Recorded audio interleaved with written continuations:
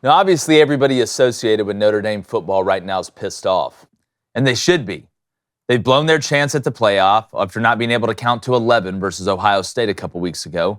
Then they got absolutely shoved in a locker by Louisville up front last weekend when they clearly had a personnel advantage in the trenches.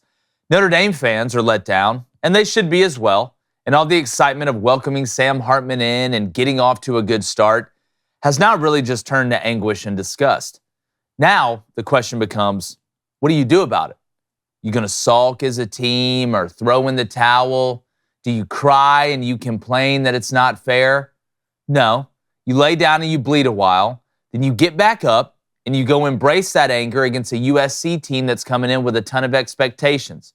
You line up and you play the way Notre Dame was supposed to play this year, overtly physical while making no apologies about it. Now, Marcus Freeman has too much motivational talent, and this group has too much experience and pride to just lay down and completely die, especially when they can hand out some disappointment of their own this weekend against the Trojans. Now, look, I'm not a Notre Dame fan or a Notre Dame homer. In fact, my grandfather was in the Navy, and to be honest with you, he couldn't stand those guys or anything they stood for. But USC rolls into South Bend on Saturday. You're going to see a pissed-off Notre Dame team playing with an edge, I think. And while USC does have an elite offense, nobody is questioning that. This team looks vulnerable in all of the places that a Lincoln Riley and Alex Grinch combo coach team are typically vulnerable, and that's on defense. In fact, the Trojans rank 99th in opponent yards per game. They give up over half a first down per play, and they're almost dead last in the country in opponent red zone scoring. Now, if there was ever a time for the Fighting Irish to get back to doling out the pain up front, it's in this game. Now, I'm sure Sam Hartman isn't all rainbows and lucky charms right now either, after his performance last week yielded more turnovers than a pissed-off HR department. Now, totally stopping this USC offense is borderline impossible, but you can control the clock, and you can frustrate them by making them play a slower style of game and limiting their possessions. But at this point, Notre Dame just needs to go score the ball. The waiting game has nearly and totally cost them at different points throughout the year. Run it, play action it, and let those arrows fly downfield. Be explosive. Now, you may not see a championship team this Saturday in South Bend, but you will see one that's pissed off. And at this point, they're Irish. At least they have that going for them. I'm going to bring in my co-host, former Michigan quarterback David Cohn, my brother, former Western State Colorado wide receiver. Excuse me if I sound a little funny. This weather change got me a little stopped up. Throat a little scratchy. You make it through. It's 3rd and 4. It's 3rd and 4. That's what I'm saying. You put your head down. Let's get it. Let's finish together. But David, when you look at this matchup, everybody's saying that Notre Dame's going to be down, and now that all hope is lost, really, for a playoff berth. And this is one of the negative parts of not being in a conference, even though they're playing a really tough schedule. You don't get that conference championship game, like let's say maybe an LSU, if they run the table with 2 losses, or a Pac-12 team or something like that. But I think we're going to see the opposite. You do? I think you're going to see a Notre Dame team that realizes, yes, they are the spoiler, but there's still a lot they can achieve this year. Absolutely. This is a rivalry game. Absolutely nothing would surprise me right now. I wouldn't be surprised if what you're saying comes to fruition, where Notre Dame comes in a big rivalry game, plays with a lot of pride, and ends up beating USC and beats them badly. I wouldn't be surprised if we saw a back-and-forth game that kind of turns into a shootout where the last team with the ball wins. I also wouldn't be surprised, the way I've watched Notre Dame play these last few weeks, if USC just came in there and just absolutely rolled them. Now, the 44 yards rushing for Notre Dame against Louisville, look, I still think this Notre Dame is a good football team. I think they have the personnel to be a good team. So the question is, was that an anomaly, rushing for 44 yards against Louisville? And did they put together a really good game plan with defensive coordinator Ron English and all that? Or are there underlying issues here? I think Notre Dame, one, it makes sense from a game plan perspective to run the football because you keep Caleb Williams on the sideline. 2, you've heard for the last week that you only rush for 44 yards and that you really can't, that's not a dominant part of your game anymore. And the third thing is USC's biggest deficiencies are on the defensive side of the ball. So they're giving up 157 yards per game on the ground, and Notre Dame was averaging 146. So it makes sense to come in and just commit to that run game, and the shots you do take should come off play action. That's what I think Notre Dame will try to do. But again, nothing would surprise me. And then on the USC side, I think Caleb Williams needs a good showing. Caleb Williams needs to come in and have one of those like signature games, mostly because he's playing on the West Coast. Not a lot of people get to see him play week in and week out. Now, that didn't keep him from winning the Heisman Trophy a year ago because the numbers were just that impressive. But with the schedule they have down the stretch here, I still don't think USC is going to go unbeaten, which means I think when he's coming over in a marquee game on the East Coast against Notre Dame, he has to have a really good showing if he's hoping to go back-to-back with these Heisman trophies. Something we all like, all right, is great meat. It's grilling season. In fact, it's always grilling season. This is America, let's be honest. All right, whether it's tailgating, whether you're out there at the crib with the game on, walking back and forth from the grill, whether you have a great backyard setup that I'm trying to get right now where you can grill and then watch the game like Cone has at his house, which is super dope, and we're all super jelly about it. But every Halloween, you hear about the dangers of candy that your kids will get. But this year, the real tricks are in the meat aisle. Yeah. That's butcher humor. Good Ranchers wants to take the trick out of your meat, and they're throwing in a treat for my listeners for $30 off your order with promo code BOOSTER. All right, if you use the promo code BOOSTER at goodranchers.com, you get $30 off. This is 100% American-sourced meat. All right, you don't have to worry about what's in it. You know what's in it? What was born in it, okay? There's no additives or anything to keep it to sit and play in the game of Oregon Trail. They didn't just throw a bunch of salt all over it and hope for 3 months. Okay, so the number one place to get America's best pork, beef, chicken, and now seafood delivered is with Good Ranchers. I'm telling you, we've eaten it for what, a year now? Mm-hmm. Somewhere around there? Yeah. It always delivers. It so does. take the mystery out of the meat aisle. Visit goodranchers.com. Use our code BOOSTER, BOOSTER, to get $30 off with free express shipping on your box of America's best meat and seafood today. That's code BOOSTER for $30 off your box today at goodranchers.com. Now, Blaine, when we're talking about how to approach this game for Notre Dame, we've talked all year about we expect this team to be a heavy personnel, downhill. You didn't have a ton of experience on the outside, so you kind of work that in, take a little pressure off them by making them load the box, helping them get separation because they're robbing Peter to pay Paul against the run. But at some point against this USC team, because I can see it going like this too. I can see Notre Dame playing that controlled style of game, and it's a close game throughout, and it's not nearly as high scoring as what people think.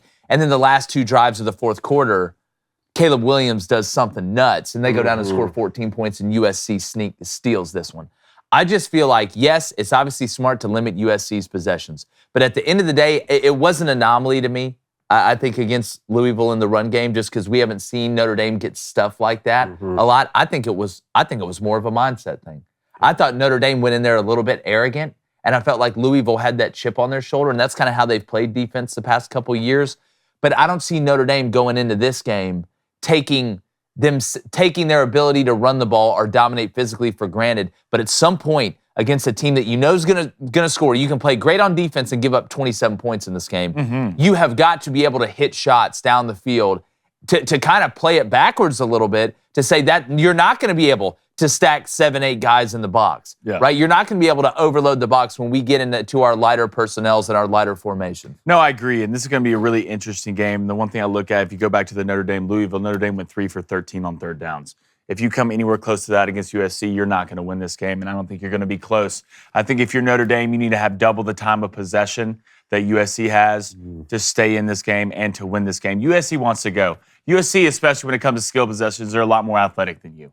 They are. Your best player on Notre Dame, our best skilled player, in my opinion, is your tight end. Other than that, you have some young guys outside who just aren't there yet, and you saw that against Louisville. 3 for 13 on third downs. You couldn't get 3rd and 1s. You couldn't get 3rd and 2s. Sooner or later, USC saw what Louisville did.